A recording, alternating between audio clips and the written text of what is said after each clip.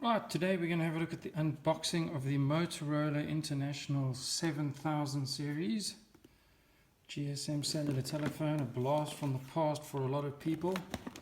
We have a look over here, we can see the details of the package. Right, let's have a look and see what's inside the International 7000 series. We open the box and yes, we have the manuals. Quick start guide, new features guide for the GSM personal telephone. We have the Motorola manual, which has got wire binding, only available in English, and looks very technical with a lot of numbered sequences. We can see the telephone with the flip screen, keypad, and the extendable aerial. We then also have a couple of other items. We have the battery, which is a 1200 mAh battery, not too bad for its time. We have the, what's in this box over here? Right, we have the charger, which is a rather seriously looking charger. Bigger than what we're used to today, but at 8.5 volt output. Right, so there we have the charger, and then in this package,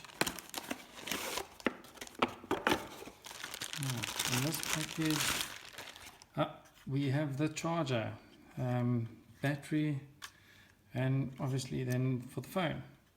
So that's what the charger looks like. So let's have a look. Let's move these boxes out the way.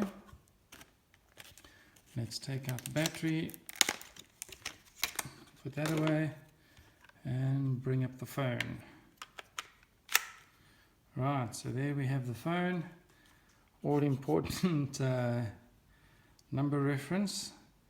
Open that up, pull that out, and we're ready. The only thing that's missing is the SIM card, and the SIM card would slide in at the base, just in that slot over there. The only thing about the SIM card, let's put that in our charging dock, is it was quite a big card. Nothing even remotely linked to what we have today. So if we have a look at the SIM card, that's what the SIM card looked like. So a pretty big card. Everything numerical, whatever you want to do, you do by a series of number sequences, not a touch screen inside. So let's take the phone and let's see if it still works. Right. And no charge. That is the power button. No charge on there. So let's have a look at charging this up. Right, we'll put that back into the cradle. We'll unravel our power cable.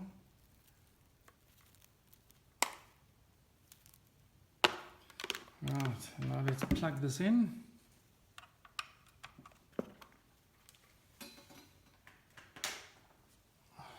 Right, we have contact. So we have the red power button that's come on, and the phone is now charging. So we'll leave that to charge for a little while, and we can come back later, maybe if we get lucky. We do indeed get lucky.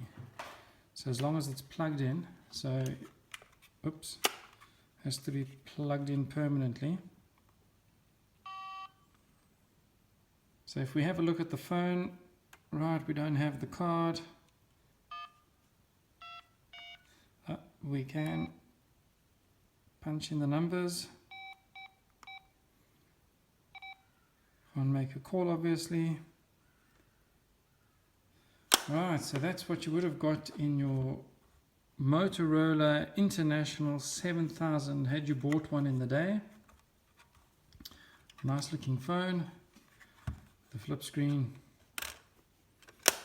mandatory aerial, and I have to tell you, it's not the lightest phone. Here we have the manual, programmable audio call timer, changing the security code, You can program the phone to signal you 2 different ways. Every X seconds during a call, once after Y seconds during a call. So that was how you timed the call. Wow. You really had to know your numbers when it came to programming one of these phones. Restrict phone number length. Wow. Everything that's now taken for granted and easily completed with a touchscreen. So there you have it. The Motorola MicroTac International 7000 series.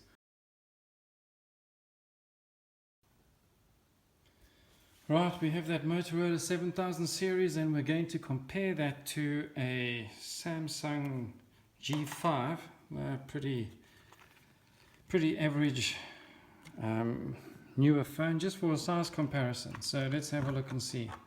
So if we look at screen size, I think you get a good idea of the difference in screen size since phones were created. It's more or less the same height, slightly wider, but the biggest difference comes in the width of the phone. So it's pretty hard to believe that we now have a battery and a phone in something that size.